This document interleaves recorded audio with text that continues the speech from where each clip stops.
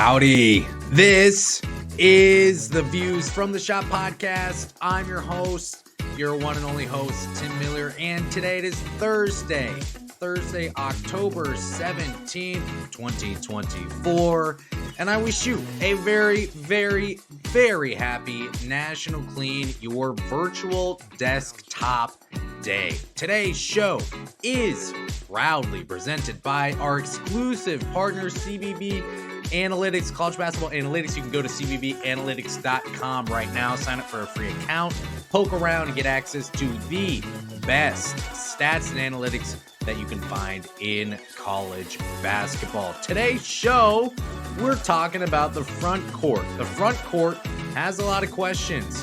Who's going to start in the front court?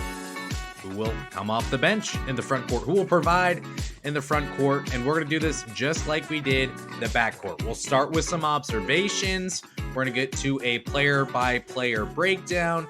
And then at the end of the show, we will cover questions, the biggest questions we have in the front court. Now, I, of course, again, as we get going, I have to encourage you, please follow on the socials. If you haven't been following on the socials, now is the time. We are pumping out videos. You could call them maybe highlight videos, not necessarily like pump up videos, but hey, if you want a quick 60 to 90 seconds on a player like Bruce Thornton or Quez Glover or anyone else in the backcourt, those are up, being published a couple times a day. We get some of those up. Going to do the exact same with the front court players as well. So follow on Twitter, follow on Instagram, subscribe on YouTube. Subscribe wherever you're getting your podcasts. You can follow on Facebook and like that page as well. And there's things there that you're not going to find elsewhere. So I would make sure that you are following on all the socials and give a 5-star review. If you're new here, by the way, we've got a lot of new followers, starting to get into the season preview series, which means listenership is going to get up. Thanks for coming in. You can have the standing room only spots. We don't have any seats available for you. It's packed out. Thanks for being here, though. Listen, make sure you're subscribed. Give a 5-star review. It helps the show out immensely. So please do that. And let's get on to the front court, shall we? That's why we're here. So we're going to talk Ohio State basketball front court today. They've got Ohio State getting ready to play Cincinnati tomorrow. And a secret scrimmage is not in the works. It's happening. Won't say who against, won't say when, but it's happening.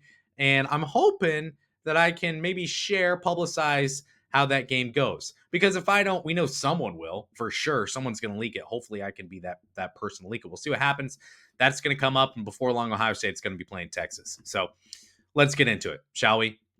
It's fall in Ohio this week. Certainly it is fall. You're lighting the candles. You're getting the 30% off candles at Meijer. You're enjoying the fall scents. I got a hoodie on right now, zip up hoodie. It's getting to be that time. It is getting to be that time. So, observations for the front court. If you've been gone, if you've been paying attention to Ohio State football, if you haven't been closely paying attention to Ohio State basketball, here's kind of what you need to know, some changes from the offseason, just some general observations. So to start, observing who are the starters going to be. Your starting center is now gone. Felix Okpara to Tennessee. If you want to hear the story behind that, if you want to hear, was there tampering? Allegedly, maybe. Listen to a couple shows previously when we kicked off the summer, what is this called? The freaking season preview series? Yeah, that one. Check out that episode where we go through transfers. You can hear about Felix Okpara to Tennessee. Center Felix Okpara is gone. Now, Zed Key, another player on the front court, he's gone. He's been playing in my backyard here at Dayton, University of Dayton. So Zed Key gone. Evan Mahaffey, he started 35 out of 36 games last season for Ohio State. Zed Key gone. Felix Okpara gone. Is Evan Mahaffey going to start this year? We'll cover that in this episode. Aaron Bradshaw, will he start? Is Devin Royal going to step up to start? We'll talk about that. Will Mahaffey keep his spot? We'll see. But the first observation they have to make about the front court is we don't necessarily know who is going to start in the front court at the 4 and the 5 for Ohio State. There are a couple players there that you feel comfortable about. Who will they be? Second observation, way more athleticism in this front court than in previous years. More bunnies, more energy All of that, the ability to stretch the floor, that is there for this season's front court for Ohio State. No offense to Zed Key. If he was brought outside the paint, he didn't have much use. Now, I didn't say he was useless. That would be rude. Not going to say that a human being is useless at anything. That's not fair to that human. Just not nice. We won't go there. But he didn't have much use if he was brought outside the 3-point line, whether that was offensively. If he's getting the ball outside the 3-point line, he's kind of halfway hunched over looking to pass the ball or hand the ball off. He's not looking to dribble. He's certainly not looking to drive.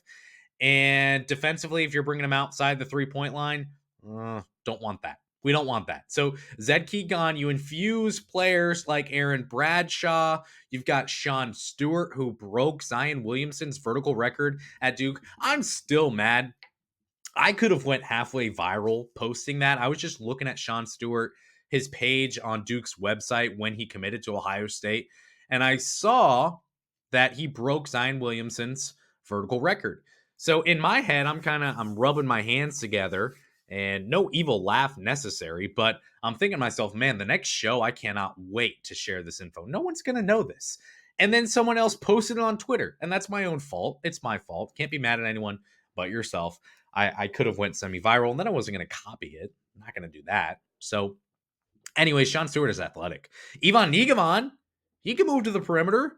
He showed that in Croatia when he wasn't fighting off Huskies or something, wild wolves. I assume that it's somewhat cold in Croatia. That might have been completely ignorant. Not cutting it from the show, though. Ivan Nigaman, he can move to the perimeter as well. So there's more athleticism. There's way more floor spacing, and this bodes well for the Jake Diebler system that he wants to run. The third observation, and this is really more of a question, the note I wrote here. By the way, do we have any printer experts in the stands that can come help me out? I would love to be able to print off my show notes. That would be a dream. I have a printer. It is sitting there about 5 feet away from me on another desk, just menacingly. Somehow it jammed. I removed some paper from it that was jammed, and I fixed it. And, well, apparently that didn't fix it. It still says it's jammed. I think it's confused. I can't fix it. I don't know what to do. Who the heck do you go to for a printer anyway? I wish I could print out my show notes. That was the point of that. I don't know why I said it. The only note that I wrote here was defense and then question mark, question mark, question mark. What is the Ohio State defense this season, specifically in the front court? Last year, if you look at the players who are still back with Ohio State, Devin Royal, Evan Mahaffey, foul trouble was a huge issue for those two. Now, they didn't get enough minutes for it really to become a major factor. Are they going to get enough minutes for it to be a factor this year? We will see. We'll talk about it on this show. But defensively, I think that's a concern for Ohio State as a whole, and especially in the front court. And the first player that we're going to talk about his defense. And as we move into this player by player breakdown, I'm going to do it the exact same. There's no bias. There's no favoritism on the Views from the Shot podcast. We sort these players by their jersey number, starting from lowest and going up to the highest. So therefore, today we start with Aaron Bradshaw. Aaron Bradshaw is going to be sport number 4 for Ohio State. Aaron Bradshaw, a transplant from Kentucky. He missed a fair bit of the summer. Fair warning. I don't know that this has necessarily been shared all that much in the general public. There were some issues with transfer credits, I think, is what I've heard. Just some issues with him actually being able to practice with Ohio State. So he's missed some time in practice. But if you're going to talk about a player who is getting a lot of love out of practice right now, that is Aaron Bradshaw. Now, here's the good for Aaron Bradshaw coming into his sophomore season now at Ohio State. He is the perfect fit for Jake Diebler's style of play. You're not going to get posted up as much as a traditional center in Ohio State's offense, and that is A-okay with Aaron Bradshaw. He can score when he's posted up, but where Aaron Bradshaw is really, really good is he can run up and down the floor. He can find himself outside the paint. He can find himself outside the 3-point line, shooting, cutting, moving, and you actually have to defend him. It's not like it was Zed Key behind the 3-point line.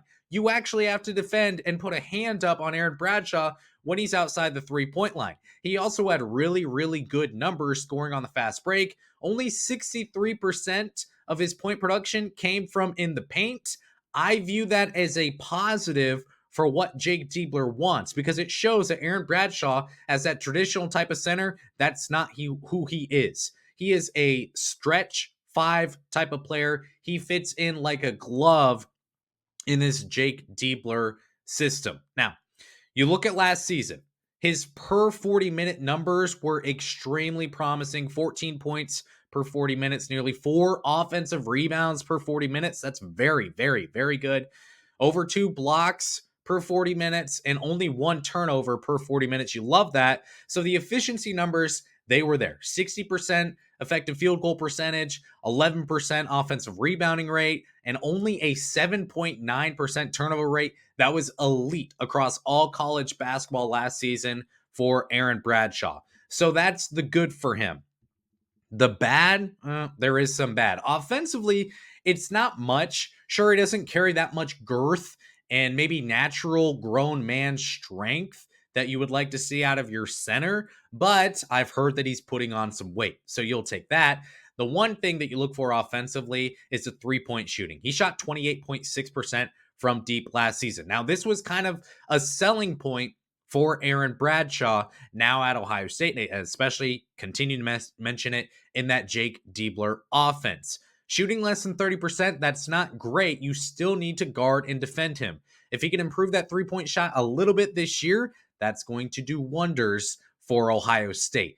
Now, the real concern is defensively. Let me give you some numbers here and have your barf bag readily available. So he had 3 fouls against Oakland in that NCAA tournament game. Do you want to guess how many minutes he had in this game? I won't make you guess. I'm going to tell you. You're probably thinking, I don't know, 8, 11. I don't remember seeing him that much, but I wasn't all overly concerned about Aaron Bradshaw's playing time against Oakland. I was watching this white guy just continue to snap in threes from Oakland. He had 3 fouls in 4 minutes of playing time against Oakland. He had 4 fouls against Texas A&M. In that game, he played 6 minutes. 4 fouls in 6 minutes, 3 fouls in 4 minutes in 2 games last season as a freshman. He totaled 4 games with 4 fouls in total. Last season at Kentucky, he had 8 games with 3 fouls. He averaged 5.8 fouls per 40 minutes. That's 18th percentile in college basketball. I think the coaching staff sees Friday's scrimmage with Cincinnati as a test to see, is this a major concern moving forward? This is definitely something to keep an eye on with Aaron Bradshaw. Can he be better defensively? He can block shots, but can he position himself? Can he limit the fouls? Can he restrict himself from doing the things that he shouldn't that causes him to get in the doghouse? That's something that the coaching staff, I promise you, I know for a fact, is keeping an eye on. And Cincinnati is going to be that first real test. And then you go play Texas. You don't get a warm-up game. You don't get to kind of get adjusted and get your feet wet. You got to go play Texas at 10 p.m. in Las Vegas, the first Monday and opening day of college basketball season. So with that said, you don't get a lot of leeway here. He's got to be ready to go pretty much instantly. Rebounding, another thing that wasn't great out of Aaron Bradshaw.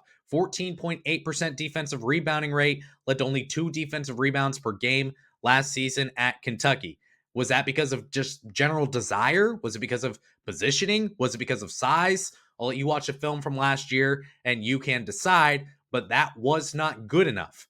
And if you're fouling a bunch and you're playing center and you can't rebound, what can you provide if you're not shooting the 3-point ball out of this world, if you're not producing offensively out of this world? And I think that's why you saw the playing time last year come to a screeching halt. That's kind of the third concern you'd have with Aaron Bradshaw.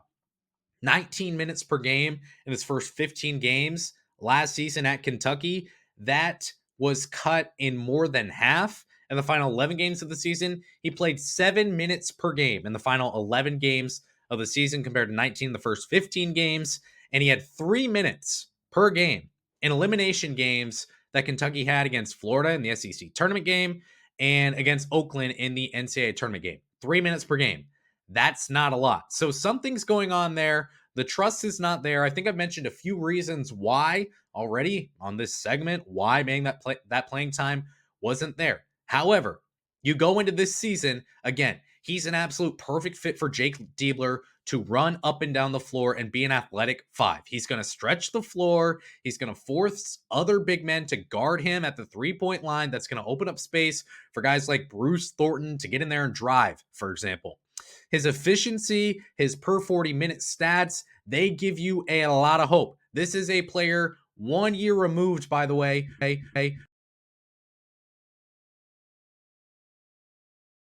to start. Yellow flags around his profile. Expect him to start and expect him to produce. If he can come up closer to that 5-star potential this season for Ohio State, we give a lot of ifs on this part of the show where we're talking about front court, back court players. If he can play like a 5-star caliber player or close to it, Ohio State, that ceiling is raised just a little bit. All right, Evan Mahaffey wearing number 12. That's the thing about post players. That's the thing about players in the front court. They don't really take the skinny numbers. They don't take the single digit numbers all that often. So we're already up to number 12, and that is Evan Mahaffey. Now, from what I'm hearing, he's impressing in practice. He's looking good. He's not on that level of Aaron Bradshaw. There's another player who's on the level of Aaron Bradshaw. I'm going to keep you on this show. I'm not going to tell you who it is. We'll get to him at the right time. You're not going to have to wait all that long. But there's another player kind of up in that top tier with Aaron Bradshaw. Evan Mahaffey is looking good. He's not in that tier with Aaron Bradshaw at this point. Now, Evan Mahaffey last season, he started 35 out of 36 games. Like I said, that's not going to happen this year. He has plenty of experience, though, coming in as a junior, playing Big Ten basketball, not just for Ohio State, obviously at Penn State in his freshman year, and getting over 20 minutes per game last season for Ohio State. He's got plenty of playing time. He's got the track record. The great thing about Evan Mahaffey is you know exactly what you're getting out of him. When he's in the game, he's going to do a few things, and he's going to do those few things at an excellent rate. Number one, offensive rebound. He's going to get in there, and he's going to clean the glass on the offensive board. 6.7% offensive rebounding rate was exceptional last season. That led to 2.3 offensive rebounds per 40 minutes. He's also going to score in the paint. 71% of his scoring came from the painted area last season. That was 98th percentile in college basketball, and 82% of his field goal attempts came from the paint or at the rim. The third thing you know you're going to get out of Evan Mahaffey is he's going to defend the heck out of whoever his assignment is. He had a 2.8% steal rate, a 3.2% block rate, a 14.6% defensive rebounding rate, all of those rather sensational, and a 6% Hakeem rate as well. That was 98th percentile for Evan Mahaffey last season. You got a couple questions with him. Can he clean up the fouls? 2.4 fouls per game last season. That was a liability. His per 40-minute numbers, even worse, obviously. Can he make triples? That's another question. Every single player that is wearing an Ohio State jersey this season for the basketball team, the men's basketball team, I don't know about the women's, I don't know, but for the men's side, is going to be expected to make threes and shoot threes. Can he make them? Only 12% last year. That needs no additional comment. But even with the bad, even with the question marks with Evan Mahaffey, he's a little wild defensively. That's okay. You need a guy like that on your team. You need the energy. You need all that. You know what you're getting from Evan Mahaffey. And Evan Mahaffey, at the end of the day, Evan Mahaffey is your dad's favorite player. He was born to play in the 80s. He bruises, he plays defense, he steals, he blocks, he rebounds, he scores in the paint. He drools on his opposing, on his opposition, most likely. He's not afraid to get in there, to get dirty, to sweat, to maybe bleed a little bit. A pause maybe should have been thrown in here at some point. Doesn't matter. This guy was born to play in the 80s. He plays like it. And on a team with question marks in regards to defense, he will be an asset, no doubt. So Evan Mahaffey may not be coming out and hitting threes. He may not be driving and scoring. He's going to muck up the paint, and you're going to be thankful for him being a brick wall on this Ohio State defense and offense, too. Sean Stewart, he's wearing number 13 for Ohio State this season. The good news with Sean Stewart is this. Aaron Bradshaw, one player I said that top tier in terms of practice right now, what they're getting out of them. Sean Stewart is the other player who is in that top tier in terms of practice performance right now. Aaron Bradshaw and Sean Stewart appear to be as good as advertised as the hype they got during the offseason. The hype appears to be real. So, Sean Stewart in 33 games last season, he didn't do much when it comes to the box score. He only had 8.3 minutes per game. That led to 2.6 points per game, 0.2 assists per game, 1.3 offensive rebounds per game. That's not bad. Outside of that, the defensive rebounds, 1.8 per game, half a steal per game, half a block per game, only 0.4 turnovers per game. Good job, Sean. And 1.5 personal fouls per game. That's fine. Overall, the numbers, the counting stats, you don't love them. But when you get a small sample size in terms of minutes, like you got from Sean Stewart last season, you go to the per 40-minute numbers, and that is where you start to get excited. 13 points per 40 minutes, that's pretty average. You don't get too hyped about that. 1 assist per 40 minutes, whatever. What you do love is the rest. He averaged 6.4 offensive rebounds per 40 minutes last season for Duke. He averaged 8.9 defensive rebounds per 40 minutes last season for Duke. That adds up to 9 plus 6 is 15.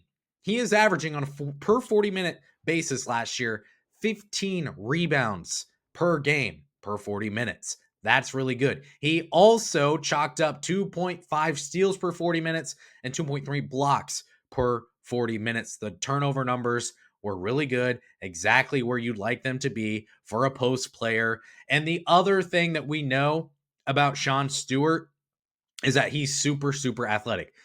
The weird thing about Sean Stewart, do you know how many three-pointers Sean Stewart attempted last season at Duke? You may know the answer to this. I actually didn't know the answer to this until today. He did not attempt a three-pointer last season. Like all of last season, not in a certain stretch of games, not in conference play. Go look at the box scores. He did not shoot a single three-pointer last season. He took 4 freaking shots outside of the paint. 4 shots from mid-range. That was it. Therefore, 94% of his field goal attempts came from at the rim or in the paint. And he was pretty good at the rim. He made 66% of his shots there. That's good. Again, the weird thing, the questionable thing about Sean Stewart, can he make threes? And we know he's going to be asked to do that. Now, I asked someone, hey, when it comes to Sean Stewart, didn't attempt a 3 last year. What do you see from him in that regard this year? The answer was, and I quote, little more offensive. What does that mean? I don't know. I asked a follow-up question to that. I haven't gotten a response, and that person, I'm not going to give any more details than that. Haven't gotten a response to try to get some color on that question. If I do, I don't know. Maybe I'll let you know at some point. Okay, this season, Sean Stewart's going to have the first crack at the starting power forward spot for Ohio State this year. Like so many players on this team, he gives Ohio State the chance to space the floor because of his athleticism. You're not necessarily going to need to guard him shooting a 3 this year, potentially. You hope that he can bring that. But because he can jump out of the gym, because he's lightning quick, because he can sprint up and down the floor, you have to respect that. And the athleticism also helps the elite shot blocking that he showed last year, the elite offensive rebounding, the elite defensive rebounding. It helps with his ability to score off putbacks and, of course, in transition as well. That is where he was really, really good last season. So the question for Sean Stewart, what can you get from him in the half court? How does he fit into this offense? If Jake Diegler wants to shoot threes, if he wants to run up and down the floor and be fast, if you're in a possession that strictly starts in the half court, what does Sean Stewart get for you? Is he just going to be a really good screener? Is he going to be in really good position? Is he going to be a really good roller? Is he going to be able to grab the ball at the elbow, take one dribble, and all of a sudden he's at the rim? You hope. But there's a lot of potential here with Sean Stewart, another former top recruit out of high school, only 1 year removed from there. He's going to get plenty of opportunities to prove what type of player he is. He's going to get the opportunity to start. He's going to get a lot of minutes. If you can continue to hone in and become a more well-rounded, balanced player and show an ability to shoot, that's great. But you know what you're going to get out of Sean Stewart. And that is he's going to score in the paint. He's going to score at the rim. He's going to be athletic. He's going to jump. He's going to block shots. And he's going to score in transition very, very well. So Sean Stewart, I would project him. I would project Aaron Bradshaw, the starting 4 and 5 for Ohio State this upcoming season. Ivan Nigovan, wearing number 17. I love the number. You know, last year for the season preview series, maybe it wasn't even season preview series yet, I graded players' jersey numbers. I didn't do that this year. 1, because I didn't think of it, and 2, because I'm not sure really anyone cares about that. But Ivan Nigovan wearing number 17, A+. I love it. He's from Croatia. That's exotic. Wearing 17 is exotic. It fits him. And it's the opposite of his height. He's 7'1". So we'll take that. So Ivan Nigovan, he's going to be a stretch center for Ohio State this season. I posted a reel. I posted on Twitter. I posted it even on a YouTube short as well. That's why you got to be everywhere. You got to see this stuff. He's a stretch center. I kind of broke down the type of player that he is. I'll kind of review with you if you didn't get to see that or hear that, but I would go watch that just because you get to see highlights with my breakdown as well. So his team in Croatia last year did not do very good. I'll put it lightly. However, he was a solid player. He played less than 18 minutes per game in his season in Croatia, tied for first in the entire league in blocks per game. He shot 38% from deep. That is exceptional for a guy who's over 7 feet tall, just under 5 rebounds per game. Again, only 18 minutes. At that rate, you're pacing to lead the league in rebounding as well. He also averaged less than assists per game. I don't really care because I saw the vision in the film that I have seen from him. And if your team sucks, you're probably going to have less assists. So there's that.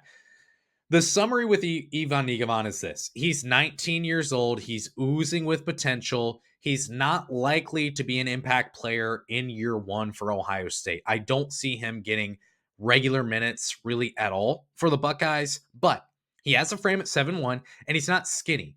Like I compared him from when Ohio State added him, I compared him on a scale from Felix Okpara freshman year to Michelin Man. He's in the realm of a sturdy oak tree. That should be crystal clearish enough.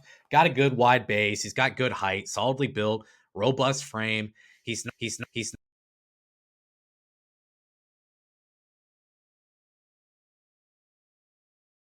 You would expect him to be able to continue to shoot the ball well. And I think that there are some tweaks, some small tweaks his coaching staff can make out of a shot that can give you a little bit more of efficient motion as well with the ball out of your hand. The vision is there, like I said. The shot blocking, the defending, that should be excellent. He's able to kind of ride drivers around and through the rim to be able to block from behind and things like that. This is a player that 2-3 years from now, he could be really good for Ohio State.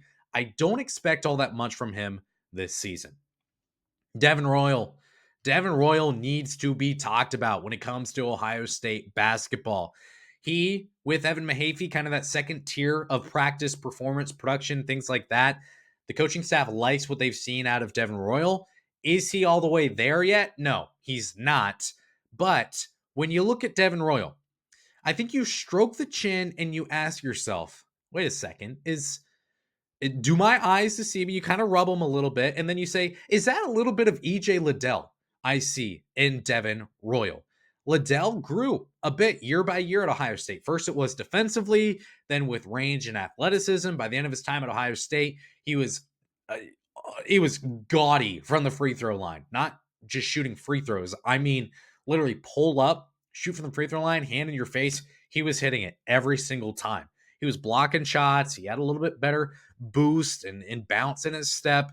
Is that the future for Devin Royal? We'll see. Now, he didn't see much playing time at all as things really got intense December, January under Chris Holtmann. He was playing single-digit minutes, but once Jake Diebler took over, he played 12 minutes or more in every single game. He averaged 16 and a half minutes per game under Jake Diebler. He scored 13 points against Cornell and Nebraska, and he had a career high 14 points in Ohio State's buzzer beating win over Michigan State. He also had 3 or more rebounds in 7 of 11. I think I counted 5 or more rebounds or 4 or more rebounds in 4 or 5 games as well. I really do think that there's real promise with Devin Royal. Now, defensively, if he played 40 minutes in a game, he'd never actually get to 40 minutes because he would have fouled out first. He had 6.7 fouls per 40 minutes last season. Remember talking about Aaron Bradshaw, the foul concern. You remember talking about Evan Mahaffey, the foul concern. This is going to be a concern for Ohio State defensively and especially in the front court this season. 6.7 fouls per 40 minutes, can't have it. He also wasn't really a prolific shot blocker or stealer last season or anything like that. So defensively, that's where you need to see him grow. This season, can you improve the jumper? Only 15% from deep last season. Not great. Can you foul just a teensy bit less? Can you become more experienced? Can you become a better defender, more disciplined defender down in the post? If so, that's going to give Ohio State a big boost. And can you do some of those Z-key type of things? Offensive rebounding, put back, second chance points.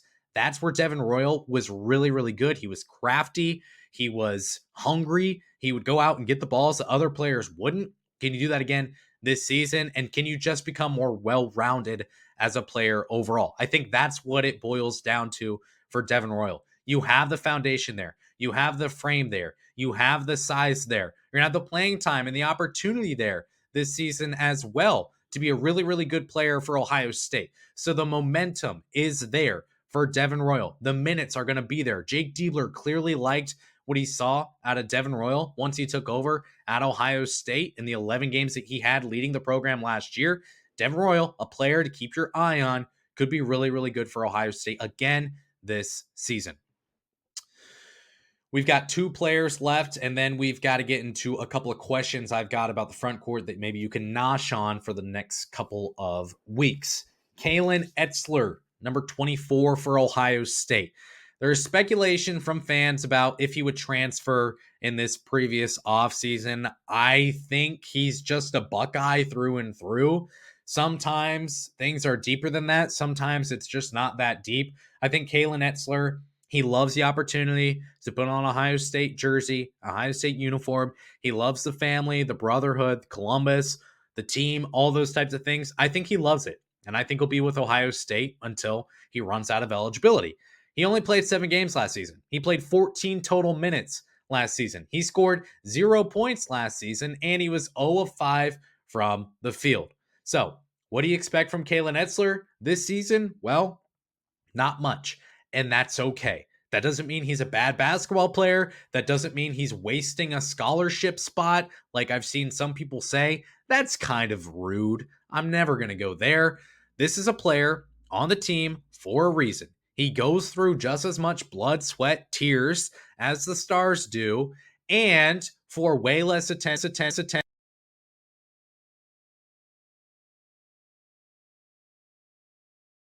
Parks, the final player we are going to cover on this front court and player-by-player breakdown on the season preview series for 2024.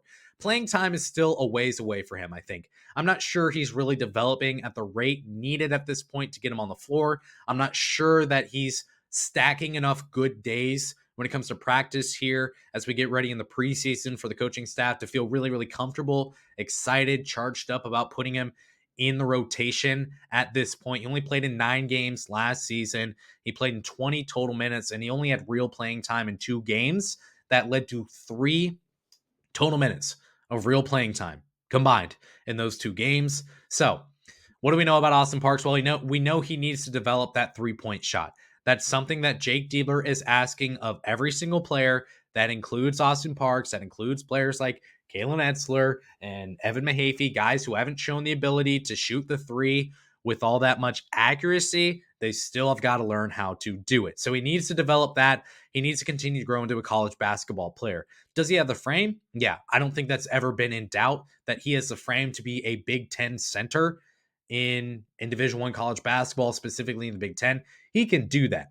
What else does he need to do? I think it's mentally. Does he need to get there? Is it physically in terms of being able to finish and rebound and play defense? All those types of things. I think you're still waiting on that a little bit. So Austin Parks will be a player who he's not going to be slotted in there, expected to get a bunch of minutes. He's probably going to play in less games than he does not play in. He's not gonna play in a bunch of games is basically what I'm saying. But there's still potential there for him. And if he sticks it out at Ohio State, he could end up being a pretty quality player for the Buckeyes. Alrighty. We've got to move into some questions now that we have in regards to the Ohio State University backcourt. But before we get into that, I have got to talk to you about college basketball analytics and CBBanalytics.com. You can go there right now, sign up for a free account. And if you want to help out the show, help out CBB Analytics, help out yourself, most importantly, you can sign up for a paid account as well and have access to even more stats. But what you're getting at college basketball analytics, it's not just box score numbers. It's advanced stats. When you're talking about usage percentage, true shooting percentage, steal, block, Hakeem rate, all those types of things. But you can even go in, you can create graphs and charts and stats. If you want to make an argument, you can build it through CBB Analytics. You can take a look at Big Ten stats. You can take a look at how those teams compare. You can look at player shooting numbers and shot charts and all those types of things and a whole lot more. Division I programs all across the nation use CBB Analytics. Now you can have those stats too. Go to cbbanalytics.com, sign up for an account. Thank me later. So what questions do we have about the front court? Well, for the backcourt, I had 4. For the front court, I only have 3. Is that less effort on my behalf? I hope not, but we'll see. Question number 1 I've got for the front court. Who's going to step up and lead the pack? You don't have Zed Key. You don't have Felix Okpara. He was your defensive stopper, your shot swatter, all those different types of things. Those players are gone. Zed Key was really, really good on the offensive glass, second chance points. And you've got Evan Mahaffey back. And remember, he started last year, 35 out of 36 games. But who's going to step up offensively in this front court? You didn't get a lot of offensive production. You weren't necessarily scared when Felix Okpara got the ball in the paint. Zed Key, he was really, really good in the paint. But you didn't really feel that with Felix Okpara. And overall, you didn't get a lot of production in terms of offense from your regular paint players, your front court players. So who's going to step up this year? Is it going to be Aaron Bradshaw? Is he going to show the ability to hit threes at a little bit of a higher rate? Is he going to show the ability to stretch the floor and be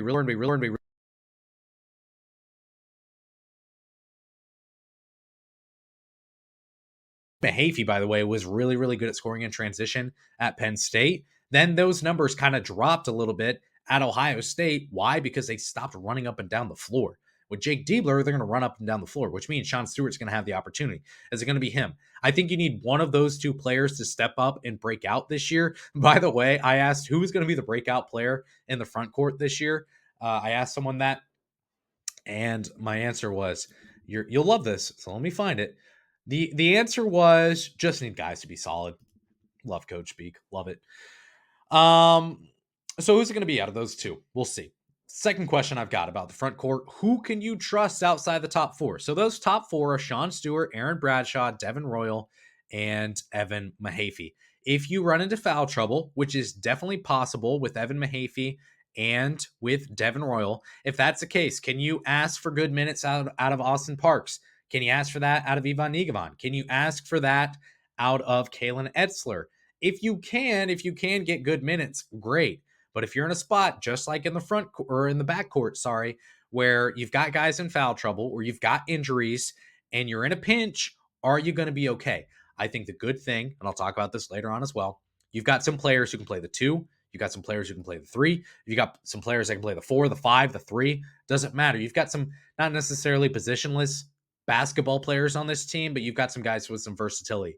So that's going to help. But the question is, outside the top 4, who's going to step up? Finally, one thing that no one's really talking about right now is the fact that Ohio State is building a team that can run up and down the floor, that can sprint, that can play fast, but that's not what Big Ten basketball is about. I understand what Jake Diebler's approach is going to be this year, and that's fine. And I think it absolutely can work. And I think it's the reason why the Big Ten hasn't seen a team hoist an NCAA national championship trophy since freaking Bill Clinton was in office, I believe, or something like that. That's not good. And I think it's due in part to the fact that the style of play is not conducive to go win games against the SEC and the ACC and things like that. Now, talking about the Big Ten, we know that they're going to post players up. Stephen Crowell, players like that. Why is that the first name that comes to mind? I don't know. Maybe Zach Edey is a better player to give an example of. But you have players like Mady Sissoko from Michigan State last year, who, past couple years, who just back you down and are going to say, I'm going to be stronger, I'm going to bruise you up, and I'm going to go to the cup, and either I'm going to make it or you're going to foul me on most instances. Is Ohio State ready to play Big Ten bully ball this season? That is a question that we will see. Can they answer it? That's a question that I've got.